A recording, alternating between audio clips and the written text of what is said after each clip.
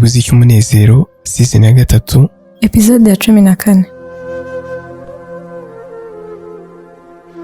Mu gice giheruka uwafashaga mama Rosine kwishyurira umukobwa we ishuri yavuze ko atakibishoboye. David yari yiyemeje kuzamurihira, gusa yasaga nk'ugiye gukoresha ayo mahirwe mu buryo butari bwiza. Reka dukurikire. Rosine yabonye ko kumusatira kwa David gushobora kuba gufite ikindi kintu kugamije, ahita ahunga ajya mu cyumba cye, cyane ko igikorwa yari amaze igihe yarifuje kumushimira cyari kirangiye. Yagumye mu cyumba cye na David asubira mu cyumba, gusa David akumva atangiye gutekereza cyane kuko ntiyabonye Rosine. Yatangiye kwibwira muri we ati, uzi ko uyu mwana ari mwiza cyane kandi wasanga iyo aba ntari umugabo wa nyina bamuteresa akabyemera. Ibi bingaragariza ukuntu nyina yari ameze akiri agakura. Umunsi wararangiye, Rosine mu gitondo gikurikiyeho azindukira mu turimo dutandukanye kandi tutavunanye kuko yari asanzwe dukora mbere yo kujya ku ishuri.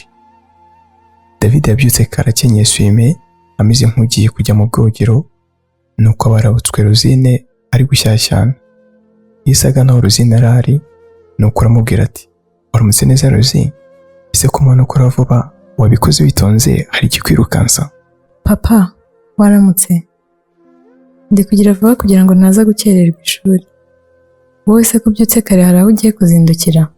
Oya rwose ntaho.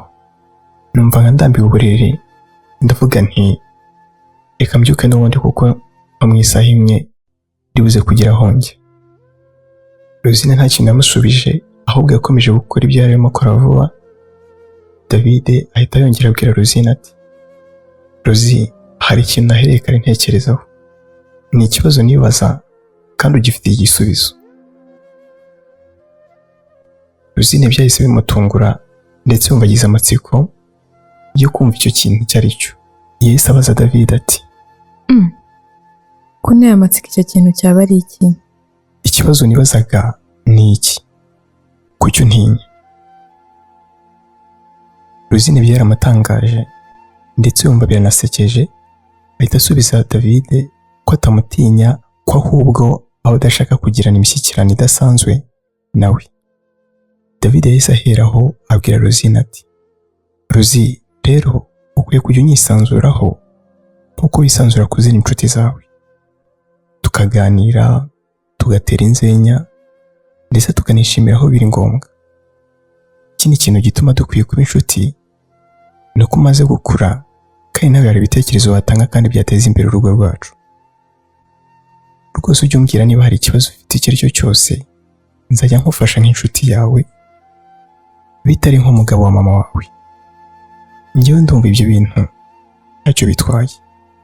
Rosine yumvise ibyo nta kibazo kibirimo kandi nta mutima wundi David abivuganye.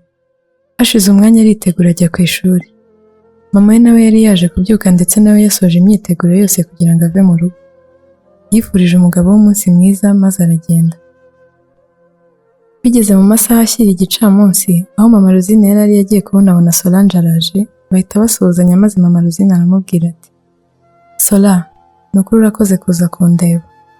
Ndabona byo rumeze nk'umuntu ushaka ko baganira. None se chérie, ko ntari butinde hano, none ibyo ubwo biramara iki? None se Sola, ntabwo uje kundeba? Nageze muri ibi bice, ndavuga ntireka nkunyureho ngusuhuze, cyane ko ntari ngwerutse. Rero nitambukiraga kuko urabizi ndamutse ngusuye ntabwo nagusanga hano ku kazi kuko nabandi ko kwicira umubyizi w'umunsi. Ngaho vawe wicare kuri kano gatebe basi tuganire gato. Ubwo Solange yaricaye batangira kuganira ku bintu byinshi bitandukanye. Baganiriye ku kuntu mama Rosine yongeye kwisanga ari umugore kandi nabyo akaba amaze kubimenyera. Baganira ku kuntu umuryango wa Solange ubayeho, mbese bari bafite byinshi byo kuvugana. Solange yageze aho abaza mama Rosine amakuru ya Rosine, maze mama Rosine aramusubiza ati, umwana wanjye araho arakomeye pe, gusa mu mezi ashize nari naragize ikibazo cy'uko wamfashaga kumwishyurira yabihagaritse.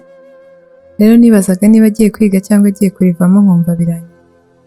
None se nshuti, wari ufite ikibazo gikomeye gityo urangije urakihererana?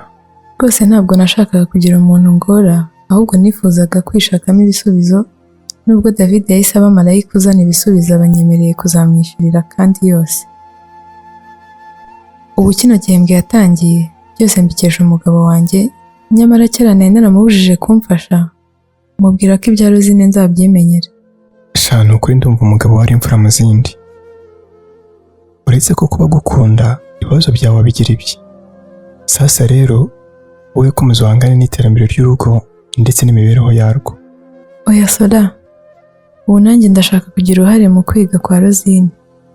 Ntabwo nshaka ko David ari we umurihira 100%, ahubwo nshaka nanjye kugira uruhare ntanga. Rwose shyiramo akabaraga, uko bisa kose uri umugore w'umunyamurava kandi utajya uva ku izima.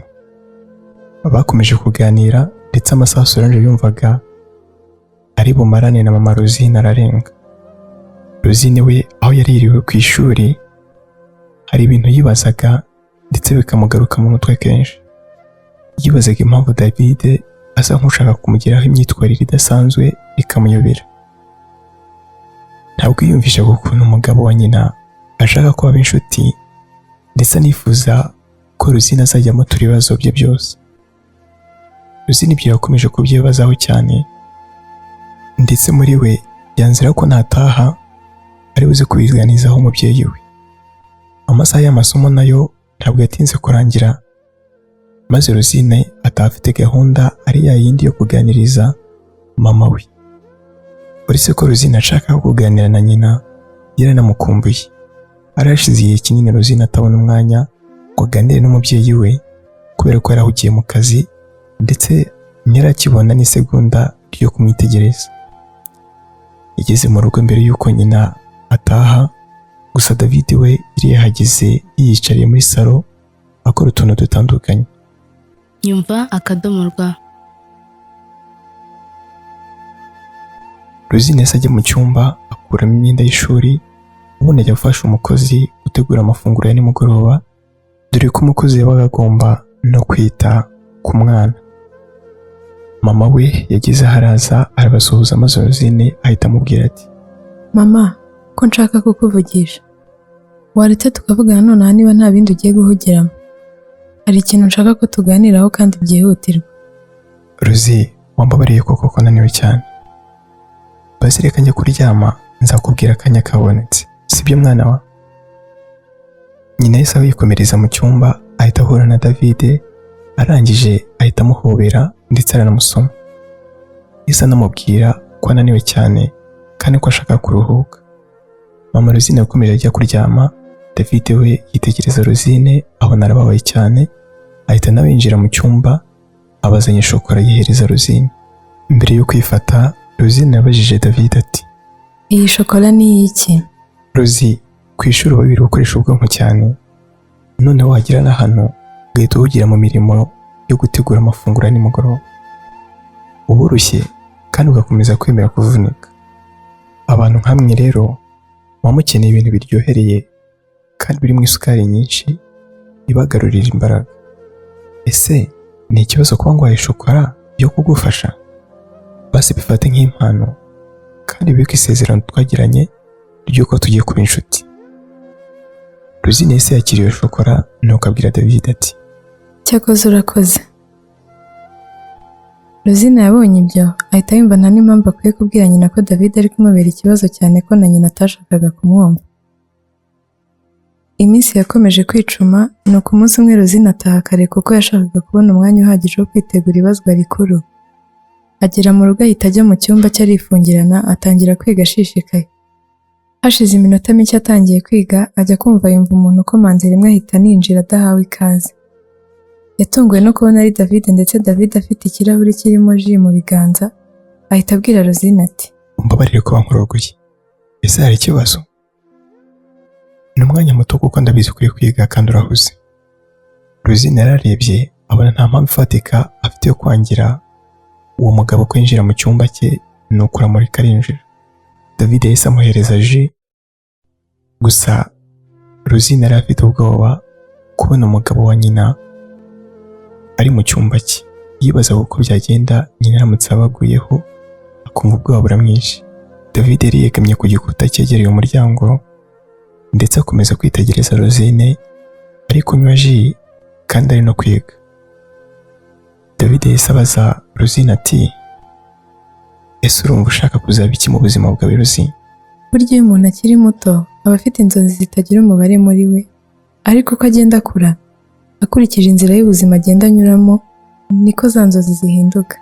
Gusa icyo nzaba cyose ndashaka ko kizatuma mba uw'umumaro ku bo nkunda bose. Unsubizanyije ubuhanga pe, ndetse n'imyaka ufite nta muntu wayigukekera. Uri mukuru birenze uko wowe ubitekereza. Ese wanyemerera nkakwibwirira akantu? Rosine yikirije azamura umutwe nuko David aramubwira ati hari ubushakashatsi bwakozwe ku basaza 100 bashaje cyane kurusha abandi bari barwariye mu bitaro bitandukanye, ahandi barburaga igihe gito ngo bahumeke umwuka wabo wa nyuma. Muri ubwo bushakashatsi rero buri musaza abajijwe ikintu gikomeye kurusha ikindi yicuza mu buzima bwe, maze abenshi muri bo basubiza ko baticuza ibyo bakoze, ko ahubwo bicuza ibyo batigeze bakora kandi bari bafite ubushobozi. Bicuzaga amahirwe babonye ntibabyaza umusaruro. Rero nawe amahirwe yose ubonye ujye uyabyaza umusaruro ku kigero cyo kutazabyicuza ugeze mu zabukuru. Rosine yabitekerejeho yumva yoye icyo David yashaka kumubwira. David yahise asohoka areka Rosine ariga, gusa nawe agenda atekereza ati ikintu nicuza nuko ntakunze uwo mukobwa mwiza nka Rosine ubwo nari nkiri mu busore bwanjye. Nzakomeza mbyicuze kugeza nshaje, ariko amahirwe mfite nanone nuko mubona iruhande rwanjye umunsi ku wundi. Rosine akomeje kwiga ndetse ntiyanatekereza no ku byo David yari yamubwiye. Mu kwiga kwe yabonye ko hari byinshi akwiye kwigana n'abandi mbere y'uko habaho ibazwa rikuru. Ahita yumva ko akwiye kwigana na Jacques ku munsi ukurikiyeho. Yatekereje ko akwiye gusaba David uburenganzira kuva igihe cyashize Jacques yaraje David ntabyakire neza, maze atasohoka asanga David muri salo. Arangije aramubwira ati hari ikintu nashakaga kugusaba papa. Mbwira rwose nakumva Rosine, ngifite nabuzwa n'iki ku kigo. Kuko mfite ibazwa rikuru kandi nkaba ndigura n'imbogamizi nyinshi mu kwiga, ndashaka ko Jack azaza hano ejo akansobanurira. Ni ukuri ndabikeneye cyane. David yariyumviriye yumva biramurakaje, ahita abwira Rosine ati mutigiye hano se mwakwiga? Nyine impamvu nuko oya ntabwo mbishaka. Nakubwiye ko njye ntifuza kukubonana n'insoresore. Niba ubashaka kujya basanga iyo bari. Oya nako ntabwo ukwiye no kuba uri kumwe nabo. Niba ngusabye kuba inshuti nawe nuko mba ntashaka kuguma muri urwo rungano rwawe, ahanini utakubwira ibintu bizima uretse ibyakuyobya gusa. David yahise ahaguruka aragenda kandi anarakaye cyane, nuko Rosine biramutangaza ndetse abura nuko abyitwaramo kuko ntabwo yumvaga ikintu gitumye David arakara bigezaho. Byasaga nkaho David atangiye gufuhira Rosine kandi bitari ibya kibyeyi.